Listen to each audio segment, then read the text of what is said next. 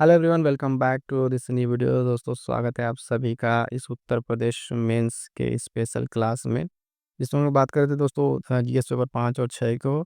और इसमें हम लोग बात कर रहे थे कि फ्लो चार्ट के माध्यम से और नोट्स के माध्यम से हम लोग इसको कवर अप कर रहे हैं। दोस्तों, आप लोगों का काफ़ी अच्छे-अच्छे कल के कमेंट आए थे। आप लोगों ने इतना अच्छा कमेंट करा कि सबको आपको सेशन पसंद आ रहा है। इस सेशन को हम कंटिन्यू करेंगे और हमारी तरफ से पूरी कोशिश रहेगी आप बिल्कुल एकदम आश्वस्त रहिए कि इस पूरे सिलेबस को हम ऐसे यूनिट वाइज़ कंप्लीट करेंगे। आज के सेशन का हमारा लेक्चर नंबर 2 है और फटाफट से आपको बताएँ कल किस तरीके से हम लोग सेशन को स्टार्ट किए थे। उत्तर प्रदेश के जीएस पेपर 5 की अगर हम बात करें, ठीक है? जीएस पेपर 5 की अगर बात करें तो उसमें पहला यूनिट है इसका उत्तर प्रदेश का इतिहास, सभ्यता और संस्कृति परिचय, ठीक है? प्राचीन सा ये यूनिट 1 है। यूनिट 2, यूनिट 3, ठीक है? तो हम लोगों ने कल पहला यूनिट स्टार्ट किया था और इस यूनिट में जो कुछ चैप्टर हैं, ठीक है? इसको हम लोग स्टार्ट किया था पहले यूनिट को, ठीक है? पेपर 5 के। उसके बाद से हम लोग इस पहले यूनिट में जो कुछ चैप्टर हैं उसको हम आपको डिस्कस कर दे रहे हैं, बता दे रहे हैं फटाफट से कैसे क्या किए थे हम लोग। कल का लेक्चर जो लेक्चर 1 है, जिन्होंने नहीं देखा, जो नए दोस्त हैं वो भी जाके इस लेक्चर को देखें, काफ़ी हेल्पफुल होने वाला है आप सभी के लिए। और जो दोस्त इसको देख रहे हैं, सपोर्ट कर रहे हैं, उनका एकदम क्या कहते हैं दिल की गहराइयों से आभार, है ना? बहुत-बहुत धन्यवाद उनका। जो अपने कमेंट को साझा कर रहे हैं, अपने फीडबैक दे रहे हैं। सेशन के बारे में हम आपको बता दें कि कल हमने परिचय और प्राचीन इतिहास ये चीज़ें कर लिया था, 2 सेगमेंट कल हो गया था। आज के वीडियो में हम बात करेंगे इसके मध्यकालीन इतिहास और आधुनिक इतिहास। इन ज़्यादा वीडियो लंबा ना हो इसलिए 2 ही सेगमेंट कंप्लीट करेंगे। आगे आप लोग की क्या राय है आप कमेंट करके ज़रूर बताइएगा। और उसके बाद से अगले लेक्चर में हम लोग कंप्लीट कर लेंगे उत्तर प्रदेश की कला संस्कृति और ये प्राचीन शहर, ठीक है? तो इस तरीके से हम अपना एक चैप्टर कंप्लीट हो जाएगा। 1 चैप्टर कंप्लीट हो जाएगा, बचेगा आपका 2, ठीक है? अगले 2 से 4 दिनों में आपका ये पूरा हिस्ट्री का 1 सेगमेंट कंप्लीट हो जाएगा। और बता दें मेंस में, ठीक है? मेंस में दोस्तों यहाँ से आपके इस पूरे सेगमेंट से, इस पूरे 3 सेगमेंट से आपके कम से कम जो टोटल पेपर के मेंस में 20 क्वेश्चन रहेंगे, उसमें आपके 8 से 10 क्वेश्चन आपके हिस्ट्री के पोर्शन से रहेंगे, ठीक है? तो इसके लिए आश्वस्त रहिएगा, तैयार रहिएगा। और यहाँ से जैसे सेगमेंट कंप्लीट होगा, आपको इस पूरे सेगमेंट से हम खुद ही आपको यहाँ से 20 क्वेश्चन का एक भरपूर टेस्ट अच्छा करा देंगे, जो हमसे आपसे कराए हैं कहने को। और उस टेस्ट को हम करा के उसका एक कोई के क्वेश्चन डिटेल वाइज़ आपको करा देंगे, ठीक है? तो चलिए फटाफट से स्टार्ट करते हैं दोस्तों आज के सेशन को। उत्तर प्रदेश के मध्यकालीन इतिहास के बारे में, ठीक है? कल तक हमने जो इसके पहले देख लिया था।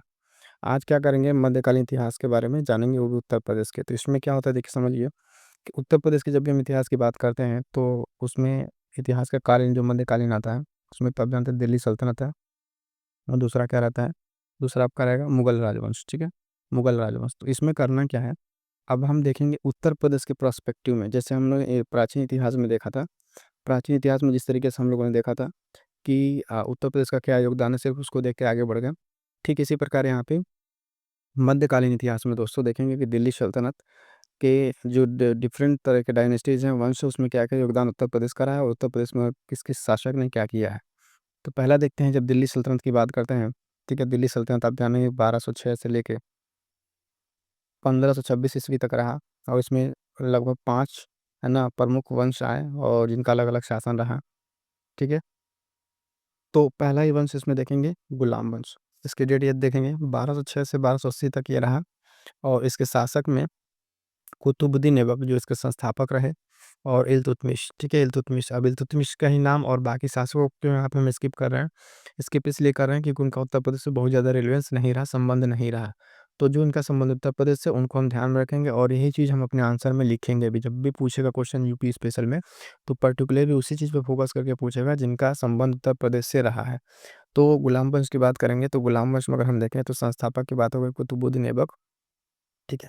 और इल्तुतमिश, ठीक है? इल्तुतमिश बदायूँ के सूबेदार थे। बदायूँ यूपी में इन वहाँ की उस टाइम पे सूबेदार थे और इन्होंने एक जामा मस्जिद का निर्माण कराया बदायूँ में। ये एक आर्किटेक्चर में, ठीक है? स्थापत्य कला में ये काफ़ी इम्पोर्टेंट हो जाता है। तो ध्यान रखेंगे जामा मस्जिद, बदायूँ और इल्तुतमिश।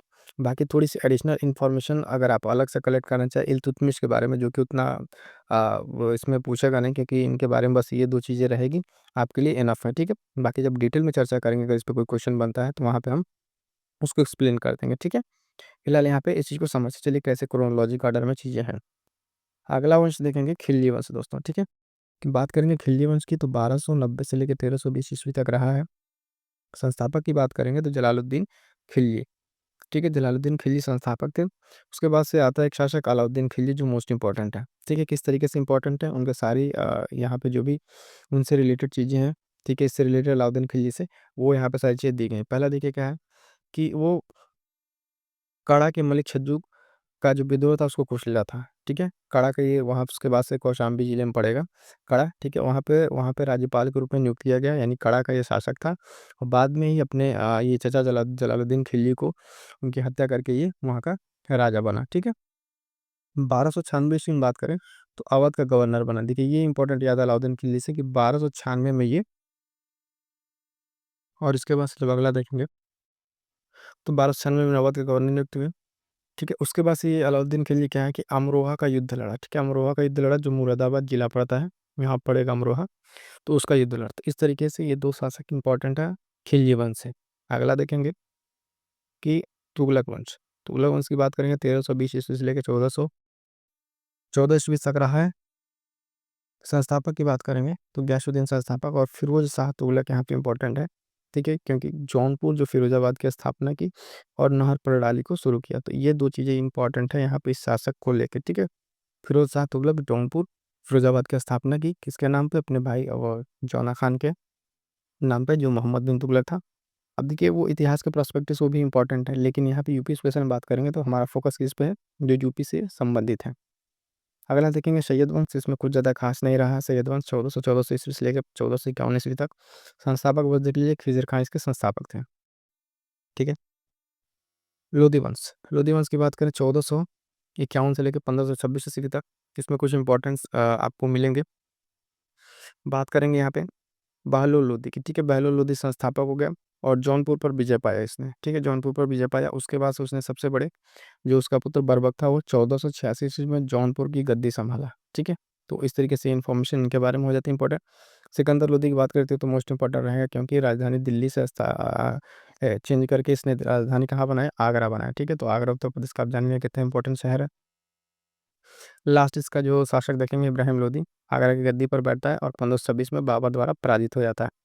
ठीक है, और एक और शासक संस्थापक यहाँ देख लेते हैं राजवंश, जो अपने उत्तर प्रदेश से रिलेटेड है, सरकी राजवंश जौनपुर का। ठीक है, जौनपुर का सरकी राजवंश, ये इंपॉर्टेंट है उत्तर प्रदेश के प्रोस्पेक्टिव से, तो इसको देख लेते हैं। इसमें क्या है, संस्थापक मलिक उल शर्क। ठीक है, मलिक उल शर्क इसका संस्थापक था। राजधानी की बात करें तो जौनपुर, इसकी राजधानी सिराज हिंद के नाम से जाने वाली ये जगह। ठीक है, राजधानी इसकी थी जौनपुर सिराज हिंद। स्वतंत्र साम्राज्य था। बहलोल लोदी ने जौनपुर पर विजय प्राप्त की। ठीक है, बहलोल लोदी ने जौनपुर पर विजय प्राप्त की, अभी ऊपर हमने देखा। उसके बाद से 1500, ठीक है, 59 में अकबर ने भी इस पर विजय प्राप्त कर ली थी। 1559, ये डेट थोड़ा सा इंपॉर्टेंट हो जाता है लिखने के लिए। जब आप कोई आंसर लिखेंगे तो उसमें क्या होता है ना कि जब कहीं भी स्पेसिफिक डेट आप मेंशन करते हैं तो आपकी आंसर की वैल्यू बढ़ जाती है। ठीक है, 1775 में बात करें ब्रिटिश शासन का अधीन आ गया था। और यहाँ की वास्तुकला आर्किटेक्चर देख लेते हैं कौन कौन से इस शासन की। ठीक है, इंपॉर्टेंट आर्किटेक्चर वास्तुकला, तो अटाला मस्जिद इब्राहिम शाह द्वारा बनाई गई। तो आप कई बार देखेंगे प्रीलिम्स में क्वेश्चन पूछा हुआ है। ठीक है, जौनपुर की अटाला मस्जिद। उसके बाद से जमा मस्जिद, जामी मस्जिद, बाड़ी मस्जिद, लाल दरवाजा, ये सब सारी चीज़ें, लेकिन इंपॉर्टेंट कौन सा है, अटाला मस्जिद जौनपुर का। ठीक है, अब बात करते हैं अगले अगले राजवंश की, जो कि मुगल राजवंश है। ठीक है, तो मुगलों में देख लेते हैं कौन कौन से यहाँ पे कैसे कैसे छोटी थोड़ी बहुत चीज़ें उसको देखेंगे। उसका फटाफट हम मूव करेंगे आधुनिक भारत के इतिहास पे। ठीक है, तो चलिए पहले इसके संस्थापक देख लेते हैं। संस्थापक हम सभी जानते हैं कि बाबर 1526 ईस्वी 1530 ईस्वी तक रहा इसका संस्थापक, और पानीपत के प्रथम युद्ध से इसने शुरुआत की। युद्ध कौन कौन सा लड़ा, देखिए पानीपत के थानवा पे, चंदेरी और घाघरा। 1526 से शुरू होता है। ठीक है, 1526, ये 27 होगा खानवा वाला। ठीक है, तो यहाँ पे 24 प्रिंट हो गया है, ये 27 होगा। 1526 चंदेरी 28, घाघरा 29। ठीक है, और ये खानवा के युद्ध बरसे राणा के साथ लड़ा था। ये चीज़ें बहुत ध्यान रखनी है। बात करेंगे अगले शासक हुमायूं की। ठीक है, ये दो बार देखें गद्दी पर था। 1530 से 1540 तक, यहाँ 1800 कर दिया गया। ठीक है, 1555 से फिर 1556 तक। ये थोड़ा सा टाइपिंग मिस्टेक है यहाँ पे, इसको ध्यान मत दीजिए। ठीक है, युद्ध देखें कौन कौन सा लड़ा है। चौसा का युद्ध लड़ा है, जो बिलग्राम कन्नौज में पड़ता है। ठीक है, 1539 ईस्वी में। और 1540 में हुमायूं शेर शाह सूरी के बीच एक और कन्नौज के युद्ध और बिलग्राम को 33 साल के अंतर पे दोनों युद्ध लड़े जाते हैं। ठीक है, बात करेंगे अकबर की, फटाफट से आगे बढ़ते हैं। अकबर के द्वारा क्या क्या योगदान है 1556 से 1603 ईस्वी तक। इसके द्वारा युद्ध कौन सी राजधानी और वास्तुकला? पानीपत का दूसरा युद्ध लड़ा था 1556 ईस्वी में। कलिंजर का युद्ध लड़ा था 1559 में, बांदा में जो पड़ता है, ठीक है। उसके बाद राजधानी आगरा, बाद में फतेहपुर सीकरी को बनाया था। ये उत्तर प्रदेश के दृष्टि से इंपॉर्टेंट हो जाता है। वास्तुकला में इसने क्या योगदान दिया है, ये थोड़ा इंपॉर्टेंट हो जाता है। फतेहपुर सीकरी, ठीक है, सिकंदराबाद में इसका मकबरा है। और फतेहपुर सीकरी में जो भी आगरा में आगरा किला वगैरह ये सब चीज़ें बनवाई है, तो वास्तुकला की दृष्टि से इंपॉर्टेंट रहता है। आगे चल के हम लोग उसको वास्तुकला वाले एक प्रॉपर सेगमेंट में, आर्ट एंड कल्चर वाले में देखेंगे। यहाँ फटाफट इन सबों का डिटेल देके खत्म करते हैं सब। जहांगीर, वास्तुकला फतेहपुर सीकरी में भी जहाँ जहांगीराबाद महल बनवा, वहाँ पर भी थोड़ा सा काम करा इसने। शाहजहाँ की बात करते हैं तो 1628 से 1658 तक युद्ध किया लड़ा अपने छोटे भाई के साथ। शहयार मिर्जा के साथ लड़ा यहाँ पे। और ताजमहल आगरा, ये इसका एक मोस्ट इंपॉर्टेंट है, आर्किटेक्चर में काफ़ी इंपॉर्टेंट रहता है वास्तुकला की दृष्टि से, ठीक है। तो शाहजहाँ इसके लिए यहाँ पे उत्तर प्रदेश में जाना जाएगा। औरंगजेब की बात करें तो युद्ध लड़ा, धर्मट का युद्ध लड़ा, सामूगढ़ का युद्ध लड़ा, ठीक है। दारा सिकों के साथ लड़ा, जो कि आप जानते हैं कि बैटल ऑफ जो सक्सेसरशिप का युद्ध है, ठीक है। तो ये सब सारी चीज़ें हो गई मुगलों से रिलेटेड, ठीक है। इतना ही जानना है, मुगलों के बारे में बहुत ज़्यादा हम डिटेल नहीं पढ़े, बहुत पहले से हम लोग पढ़ते आ रहे हैं, सब हटाइए आप किनारे कीजिए, है ना। और अभी इसके आगे हम लोग देखते हैं क्या, आगे का आधुनिक भारत, ठीक है। आधुनिक भारत के इतिहास में देखेंगे और उत्तर प्रदेश के उसमें क्या क्या सिग्निफिकेंस है, ठीक। तो स्टार्ट करते हैं आधुनिक भारत। अब देखिए आधुनिक भारत में उत्तर प्रदेश, ठीक है। उत्तर प्रदेश का मध्यकालीन इतिहास, अब देखिए यहाँ पे थोड़ा सा ये मध्यकालीन नहीं है, यहाँ पे आधुनिक भारत होना चाहिए, ठीक है। ये यहाँ पे मध्यकालीन हो गया आधुनिक भारत। अब यहाँ पे समझिए आधुनिक भारत के इतिहास में किस तरीके से उत्तर प्रदेश कहाँ-कहाँ से कौन सा इंपॉर्टेंट रोल प्ले करता है उसको देखिए। तो देखिए, सबसे पहले बक्सर के युद्ध से शुरू करेंगे इसको, है ना? बक्सर के युद्ध से शुरू करते हैं, उसके बाद से आगे धीरे-धीरे इसको हम लोग कंटिन्यू करेंगे। बक्सर के युद्ध में होता क्या है? बक्सर के युद्ध में आप देखेंगे कि 1764 को लड़ा गया बक्सर का युद्ध। ईस्ट इंडिया कंपनी के खिलाफ लड़ा गया और अवध के नवाब इसमें शामिल थे, तो उत्तर प्रदेश में इंपॉर्टेंट हो जाता है, ठीक है ना? बंगाल के नवाब, अवध के नवाब और मुगल सम्राट जो शाह आलम द्वितीय था उस टाइम, उसने गठबंधन करके लड़ा, फिर भी फाइनली लोग हार ही गए थे। और इसमें ईस्ट इंडिया कंपनी जीतती है और इलाहाबाद की संधि होती है 1765 में, ठीक है। 1765 की इलाहाबाद की संधि होती है। मराठा आधिपत्य को हटाना, यहाँ पर दूसरा आंग्ल मराठा युद्ध 1803 में होता है। तो इसमें मराठा का आधिपत्य को लगभग खत्म हो जाता है, यानी मराठा सुप्रीमेसी खत्म हो जाती है यहाँ पे आके, ठीक। उसके बाद से लखनऊ पे बात करेंगे, लखनऊ के बारे में क्या इंपॉर्टेंस है, लखनऊ और अवध पे किस तरीके से अंग्रेजों का यहाँ पे शासन हुआ। तो इसके बाद एक डिटेल है, क्रोनोलॉजिकल ऑर्डर है। फैजाबाद की संधि होती है 1775 ईस्वी में। अवध का विलय होता है 1856 में। और विपगत का सिद्धांत के थ्रू होता है, ठीक है। सरकारी राजस्व नीतियाँ लागू होती है, 1757 का विरोध होता है, विद्रोह। उसके बाद से ब्रिटिश रेजिडेंसी की स्थापना हो जाती है और इस तरीके से लखनऊ और आपका अवध पे पूर्णतः अंग्रेजों का कब्जा हो जाता है। फिर यूपी में आता है आगे चल के, जब उसी तरह ईस्ट इंडिया कंपनी का शासन आगे बढ़ेगा तो आता है यूपी में जमींदारी व्यवस्था, ठीक है। कौन सी जमींदारी व्यवस्था है कि जिसमें जमींदार राजस्व वसूली का कार्यभार संभालेंगे और वो हेरिडेटरी हो जाएगा, यानी वंशानुगत हो जाएगा। जो एक बार बनेगा वही फिर बार बार बनता रहेगा, उसी के हर खानदान से बनेंगे लोग। और ये अंग्रेज को उनकी काफ़ी शोषणकारी नीति थी, यहाँ पे इन एक्सप्लॉयटेशन बहुत ज़्यादा होगा इसमें आगे, ठीक है, जमींदारी व्यवस्था में। और जब जमींदारी व्यवस्था में इस तरह के शोषण होंगे तो आगे क्या इससे लीड होगा, इसके बाद से फिर तुरंत शुरू होगा डिफरेंट तरीके का आंदोलन, ठीक है। क्योंकि जब शोषण ज़्यादा होता है तो आंदोलन होना जाहिर सी बात है।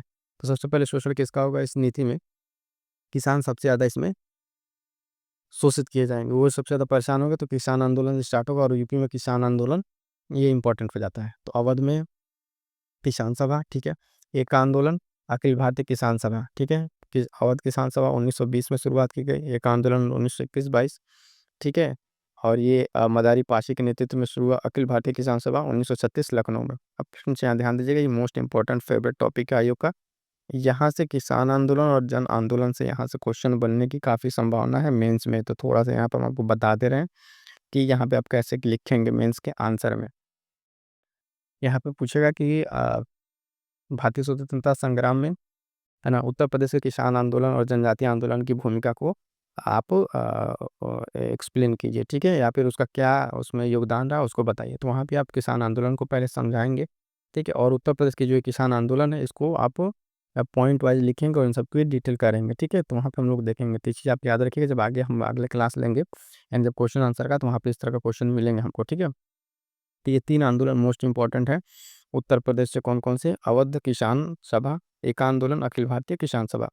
जनजातीय आंदोलन की बात करें तो कोया आंदोलन 19वीं शताब्दी का और भील आंदोलन 19वीं शताब्दी का, 3 का भी इम्पैक्ट यूपी में रहा। ठीक है। अब अगला देखिए, ब्रिटिश शासन प्रणाली का, ठीक है, शिक्षा प्रणाली कैसी थी लेके उनका जो एजुकेशन सिस्टम था, तो उसका यूपी में क्या-क्या असर रहा। तो अंग्रेजी शिक्षा को बढ़ावा दिया उन लोगों ने, इलाहाबाद विश्वविद्यालय की स्थापना की 1887 में, ठीक है, बनारस हिंदू विश्वविद्यालय 1916, लखनऊ विश्वविद्यालय 1921। ये मोस्ट इंपॉर्टेंट हो जाता है, क्वेश्चन पूछेगा कि ब्रिटिश शासन प्रणाली के दौरान उत्तर प्रदेश में शिक्षा का प्रसार प्रसार कैसे हुआ? इस चीज़ का आप एक्सप्लेन कीजिए या इस कथन की व्याख्या कीजिए। तो उस टाइम आप इस चीज़ को जो पॉइंट्स है इसको मेंशन करके लिखेंगे तो आपकी आंसर की वैल्यू इनरिच होगी। ठीक है, इलाहाबाद विश्वविद्यालय, बनारस विश्वविद्यालय, लखनऊ विश्वविद्यालय, ठीक है, बराबर से हो गया। आगे देखते हैं लास्ट, यहाँ पे कांग्रेस सेशन के बारे में, ठीक है, कांग्रेस सेशन के बारे में। यूपी में कांग्रेस सेशन के महत्वपूर्ण सत्र, यानी अब हम आ गए फ्रीडम स्ट्रगल वाले में पोर्शन में, ठीक है। तो उत्तर प्रदेश में कितने हैं? उत्तर प्रदेश में कुल इसके कांग्रेस सेशन के, ये ध्यान दीजिएगा, 9 सेशन हुए हैं जो काफ़ी इंपॉर्टेंट रहे हैं, है ना। 9 सेशन हुए हैं, उसमें जो मेन यहाँ पे डिस्कस करा गया, लेकिन प्रीलिम्स के एक बार क्वेश्चन पूछा हुआ, आपको बता दे रहे हैं कि उत्तर प्रदेश में आईएनसी यानी का राष्ट्रीय कांग्रेस के कितने अधिवेशन हुए? तो 9 अधिवेशन हुए हैं। इलाहाबाद का अधिवेशन 1888, इसकी इंपॉर्टेंस क्या है कि जॉर्ज यूल पहले यूरोपीय व्यक्ति थे, अंग्रेजी व्यक्ति थे, जो इसकी अध्यक्षता करते हैं। बनारस अधिवेशन 1905 में बंगाल विभाजन का विरोध किया गया इसमें, है ना। उसके बाद से लखनऊ अधिवेशन 1916, लखनऊ समझौता, जिसमें कांग्रेस और मुस्लिम लीग एक साथ आते हैं, तो ये काफ़ी इंपॉर्टेंट हो जाता है, आगे चल के हम लोग डिस्कस करेंगे क्वेश्चन आंसर के फॉर्मेट में इसको। कानपुर अधिवेशन 1925, इसकी अध्यक्षता भारत की पहली भारतीय महिला ने की थी, सरोजिनी नायडू जी ने की थी, तो ये इंपॉर्टेंट हो जाता है। अब बाकी 4 अधिवेशन है, बाकी के यहाँ पे लखनऊ में 3 हुए थे, ठीक है, और इलाहाबाद में 3 हुए थे, और उसके साथ-साथ एक अधिवेशन जो है मेरठ में लास्ट का हुआ था, उसको भी ध्यान रखिए, वो लगभग 1947 के आसपास का है, जो मेरठ में हुआ था, जीबी कृपलानी उसके अध्यक्ष रहे थे। कानपुर और इसमें वाले में ध्यान दीजिए, लखनऊ वाले में इसके अध्यक्ष जो थे आईएनसी के, जो अंबिका चरण मजूमदार थे, ठीक है। ये क्वेश्चन प्रीलिम्स से पूछा हुआ, इसलिए आपको यहाँ पर मेंशन कर दे रहे हैं। बाकी इन 4 सेशन की, जो कांग्रेस के 4 सेशन यहाँ पे दिए हुए हैं, इसके अधिवेशन डेट सहित और इसकी जो इंपॉर्टेंट चीज़ें हैं, ये याद रखिएगा, आगे आंसर राइटिंग में आपको काम आएगा, ठीक है। अब देखिए दोस्तों, जो कला और संस्कृति वाला सेक्शन है, ठीक है, उसके इस चैप्टर में हमने परिचय कर लिया है, प्राचीन इतिहास हो गया और आज के इसमें मध्यकालीन और आधुनिक भारत हो गया है। अब अगले वीडियो में हम लोग बात करेंगे इन 2 लेक्चर्स में, ठीक है। अगले एक लेक्चर्स में उत्तर प्रदेश की कला और संस्कृति हो जाएगी और उत्तर प्रदेश के प्राचीन शहर हो जाएंगे, ठीक है। और इस तरीके से हमारा चैप्टर 1 कंप्लीट हो जाएगा, ठीक। चलिए दोस्तों, ये तो आज का हमारा सेशन जिसमें हमने सारी चीज़ें डिस्कस करी। आप कमेंट करके ज़रूर बताइए कि सेशन कैसा लगा, इस कैसे आपको हेल्पफुल हो रही है, क्या-क्या चीज़ें और इसमें आपको और चाहिए किस तरीके से इस चीज़ को और आगे बढ़ाया जाए, है ना? तो अपना कमेंट करके ज़रूर बताइएगा। तब तक के लिए थैंक यू सो मच। मिलेंगे किसी नेक्स्ट वीडियो में दोस्तों, ठीक है?